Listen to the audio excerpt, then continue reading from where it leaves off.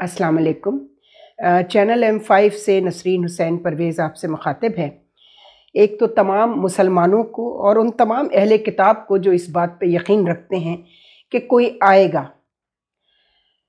हाँ, जो हमारे यहूद व नसारा हैं, सबके अलग अलग अपने अपने अक़ीदे हैं, लेकिन ये यकीन सबको है कि क़यामत से पहले कोई आएगा जो दुनिया को अदल व इंसाफ से भर देगा।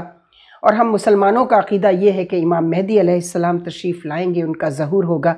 तो आज उनकी विलादत है, तो वो तमाम उन लोगों को मुबारक हो जो इस पे यकीन रखते हैं कि हाँ, ज़ाते इमाम मेहदी अलैहिस्सलाम का वजूद भी है और उन्होंने आना भी है। हम सब उन्हीं का इंतज़ार कर रहे हैं, किसी न किसी सूरत में, शऊरी तौर पर या लाशऊरी तौर पर। जनाब, आज 15 शाबान का दिन है और 26 फरवरी 2024 अंग्रेज़ी जो कमरी महीना होता है, शमसी महीना होता है, और कमरी महीनों में ये शाबान का महीना है। अभी कल शब बारात गुज़री है, जिसे जो है मुर्दों का जो है वो त्यौहार कहा जाता है। हम सब कब्रिस्तान जाते हैं, मेरी तो बहन अभी गई है, 3 महीने हुए हैं, और उससे पहले मेरे वालिदैन। तो हम सब कब्रिस्तानों में जाते हैं, वहाँ चिराग रोशन करते हैं। ये हमारा अपना अक़ीदा और मोहब्बत है, और हम किसी को इसके लिए फ़ोर्स नहीं कर सकते कि क़ब्र में एक दफ़ा जिसे फेंक दिया बस पलट के उसकी ख़बर न लो। वो कहते हैं ना, मर गए मरदूद, न फ़ातिहा न दरूद। तो वो जिनका फ़लसफ़ा ये है कि बस अल्लाह अल्लाह ठीक है, वहदानियत, तौहीद। अगर इब्लीस पे एक नज़र डालें उसके रवैये पर, तो किस बात की सज़ा दी अल्लाह ने उसको? क्या शिर्क किया था उसने? नहीं, शिर्क नहीं किया था। उसने तकब्बुर किया था कि वो सब कुछ जानता है और वो सिर्फ एक ही ज़ात की इबादत करेगा। अल्लाह ने कहा बेशक मेरी इबादत करो, मैं वहदानियत तो अपनी जगह मौजूद है, लेकिन मैं पहचाना कैसे जाऊँगा? उसके लिए उसने 1,24,000 अम्बिया को भेजा दुनिया में। कुछ को सहीफ़ों के साथ भेजा और कुछ को अपनी किताबों के साथ भेजा। तो जिसमें हमारे नबी सल्लल्लाहु अलैहि वसल्लम मोहम्मद मुस्तफ़ा, उन पर आने वाली किताब सबसे आखिरी किताब थी, जो हिदायत थी, जो अहकामात थे, कॉन्स्टिट्यूशन ऑफ लाइफ है उसके अंदर पूरा, वो आखिर था। और ये यहूद व नसारा को भी पता था कि कोई आने वाला है। उनके राहिब, उनके जो मजहबी रूहानी रहनुमा थे, वो बता चुके थे कि हम आखिर नहीं हैं, आखिरी नबी आएगा और एक किताब के साथ आएगा, और उस किताब में हमारे ज़िक्र भी होंगे, हमारा तारुफ भी कराया जाएगा, और उनके साथ हमारे नबी तशरीफ़ लाएंगे, हज़रत ईसा अलैहिस्सलाम। फिर यहूदियों के हज़रत मूसा अलैहिस्सलाम, हज़रत इदरीस और हज़रत इलियास। मैं जनाब, आज 15 शाबान है, और शायद मैं हर शाबान के महीने में ही नहीं, हमेशा जब भी मेरी नज़र पड़ती है इस प्रोग्राम पर, जो मैं अभी आपकी खिदमत में दूसरी किस्त में पेश होगा ये, और ज़रा सब्र और तहम्मुल रखिएगा कि मैं ये प्रोग्राम क्यों ऑन एयर कर रही हूँ। ये चैनल ARY सबसे पहला चैनल। उससे पहले गज़नफ़र साहब का एक इंडस TV होता था, और वो ज़्यादा, वो इतना वाइब्रेंट नहीं था कि वो लोगों में जा सके या लोग उसको देख सकें। बहुत लोग तो भूल भाल भी गए कि कोई इंडस TV होता था, और गज़नफ़र साहब PTV के ही प्रोड्यूसर थे। देखिए, जो PTV से तरबियत याफ्ता लोग हैं, जिसमें अब सुल्ताना सिद्दीकी बहुत आगे निकल गई हैं, हम TV, और उससे पहले गज़नफ़र ने ये चैनल खोला इंडस, और उन्होंने बड़ी बेहतरीन कोशिशें भी की, लेकिन वो वहाँ पहुँच नहीं सके जहाँ एक इब्लाग़ के इदारे को पहुँचना चाहिए था। बहरहाल, अब कहना यह है कि ARY ने वो काम कर दिखाया जो कोई चैनल नहीं कर सका। उससे पहले एक्सप्रेस TV सुल्तान लाखानी साहब का, लेकिन उनकी कुछ जो बिज़नेस कम्युनिटी में दुश्मनियाँ थी वो, और जो उनकी चैनल शकील उर रहमान से लड़ाई हुई थी, उनके ख़िलाफ़ द न्यूज़ में एक स्कैंडल छापा कामरान ख़ान ने, और उसके बाद उन्होंने अपना, सुल्तान लाखानी साहब भी बहुत ज़िद्दी आदमी हैं, वर्कहॉलिक हम उनको कहते हैं, उन्होंने अपना सारा बिज़नेस एक तरफ रखा और उन्होंने कहा मैं बनाता हूँ चैनल। और उन्होंने एक्सप्रेस TV, पहले एक्सप्रेस ट्रिब्यून निकाला अखबार, बड़ा कामयाब, बहुत ज़बरदस्त अखबार। उसके बाद उन्होंने चैनल शुरू किया और इंग्लिश में चैनल शुरू किया। जनाब, ये पाकिस्तान में ये एजाज़ सिर्फ एक्सप्रेस टीवी को हासिल है कि उससे पहले अंग्रेज़ी प्रिंट मीडिया में डॉन मौजूद था, द न्यूज़ मौजूद था, इवनिंगर उनका डेली न्यूज़ मौजूद था। आज टीवी वाले जो हैं, ज़ुबैरीज़ जो हैं, उनका अखबार मौजूद था। लेकिन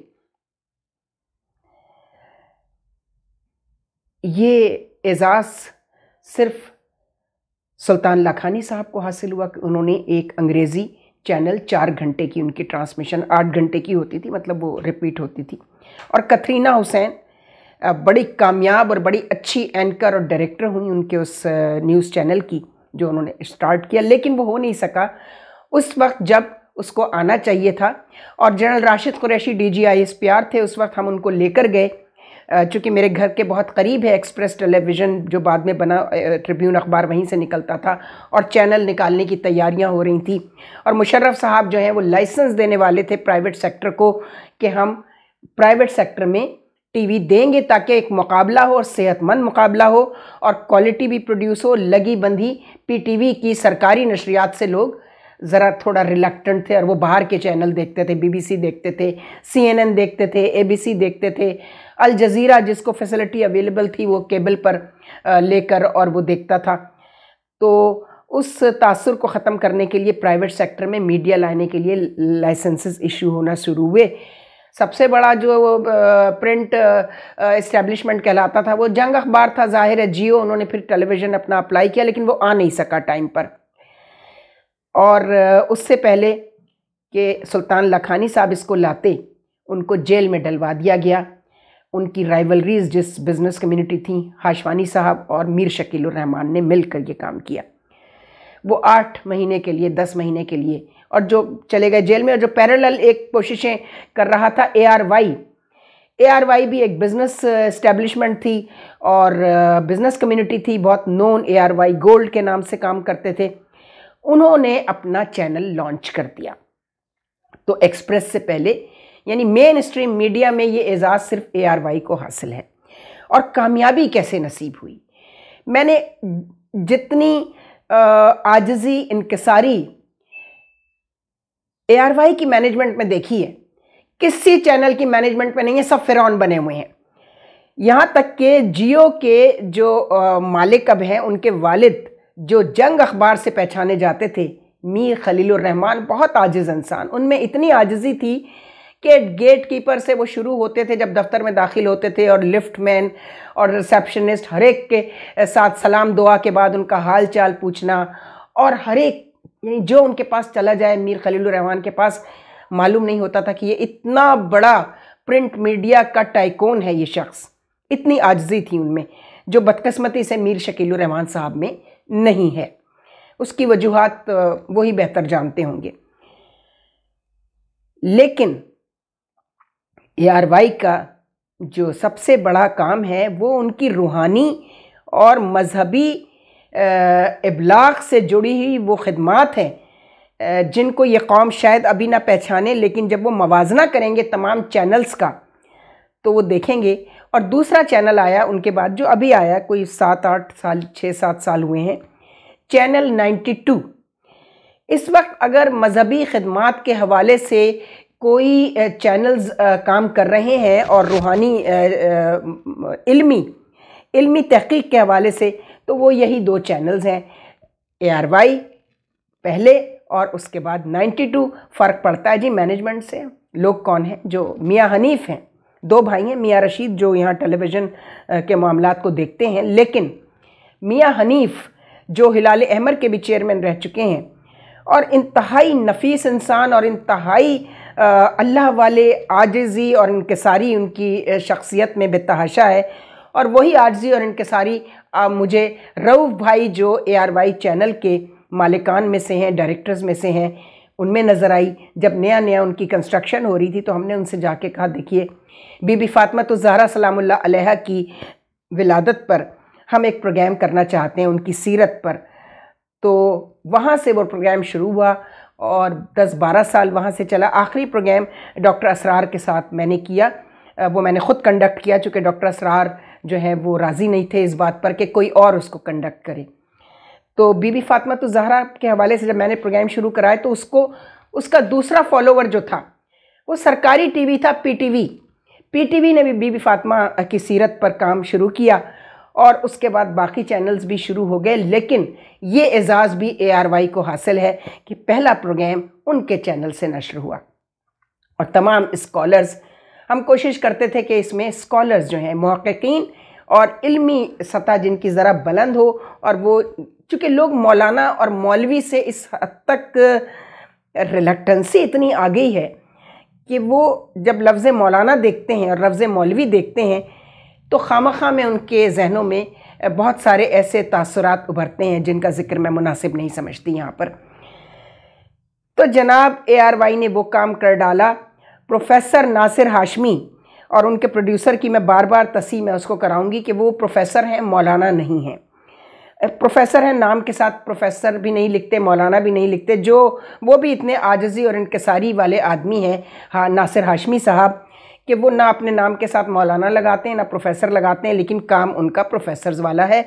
और ये चैनल जो है इसने ARY ने डॉक्टर शाहिद मसूद और PJ मीर उनके शुरू के एंकर्स में से थे, जिसमें PJ मीर साहब तो फिर थोड़ा पीछे रह गए, लेकिन डॉक्टर शाहिद मसूद बहुत आगे निकल गए।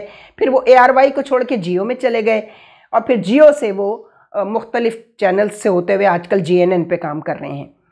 तो ये डॉक्टर शाहिद मसूद को भी ये क्रेडिट जाता है कि उन्होंने इस प्रोग्राम का बेड़ा उठाया। उनके मास्टर साहब को भी हम जानते हैं जिन्होंने उनको ये बताया कि तुम ये काम कर लो, अच्छा होगा तुम्हारे जैसे लोगों के लिए। तो उन्होंने किया ये प्रोग्राम। अब क्या है कि पिछले 15 साल से मैं देख रही हूँ कि इंग्लैंड में और दुबई से काम करने वाले, ख़ास तौर पर इंग्लैंड और अमेरिका से काम करने वाले कुछ टेलीविज़न्स जो हैं, एंड ऑफ द टाइम एक सीरीज़ की थी पूरी, यानी क़ुर्ब क़यामत के जो आसार हैं उनमें सबसे बड़ा जो अलामात हैं, उसकी जो निशानियां हैं क़यामत की, उनमें इमाम मेहदी अलैहिस्सलाम का ज़हूर है। और इमाम मेहदी अलैहिस्सलाम कौन है दुनिया नहीं जानती, बेशतर लोग नहीं जानते, अक्सरियत नहीं जानती। उनकी नाम पता है, आएंगे वही आएंगे, लेकिन ये नहीं पता वो कौन है और उनकी शख्सियत क्या है और उनके ज़िम्मे क्या काम है। पहला काम यही बताया जाता है कि वो दुनिया को अदल व इंसाफ से भर देंगे। तो एक शिकायत मुझे उन तमाम चैनल से है जो बाहर से काम कर रहे हैं। मैं ख़ास तौर पर इस वक्त विलायत टीवी, करबला टीवी, हादी है, हिदायत है, मेहदी है, बेतहाशा चैनल्स इंग्लैंड से काम कर रहे हैं, लेकिन एक प्रोफेशनल डिसऑनेस्टी के वो मुर्तकिब हो रहे हैं। इसको ठीक कर लें, चूँकि फिर वो उनसे नाराज़ हो जाएंगे जिनका ये विरसा है। हज़रत अली करमुल्लाह वजहो, हज़रत इमाम अली अलैहिस्सलाम, उनके मानने वालों को कम से कम ऐसी हरकत नहीं करनी चाहिए कि जब आप एक प्रोग्राम ऑन एयर कर रहे हैं तो उसके इनिशिएटर का, उसके बानी का, उस काम को जिसने शुरू करवाया है, अगर आप कर्टिसी में एक ARY का लोगो चला देंगे तो कोई क़यामत नहीं आ जाएगी, चूँकि ये आपका ओरिजिनल प्रोग्राम नहीं है, ये आपने नहीं किया है, ये ARY ने किया है। तो आप ARY का लोगो ज़रूर लगाया करें।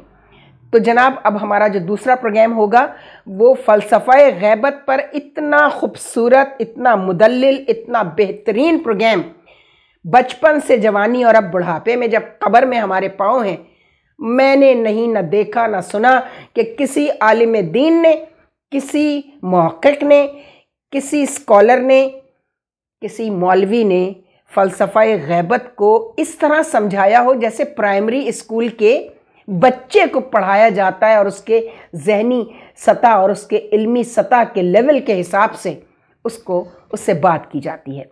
तो अभी दूसरे प्रोग्राम में हम एक इंट्रो भी छोटा सा दे रहे हैं, फिर आप ये डॉक्टर शाहिद मसूद का प्रोग्राम फ़लसफ़ा ग़ैबत with professor Nasir Hashmi, end of the time उनकी सीरीज़ थी जो ARY से नशर हुई, उसी में ये 15 शाबान को पेश किया गया था, आज से 15-16 बरस पहले।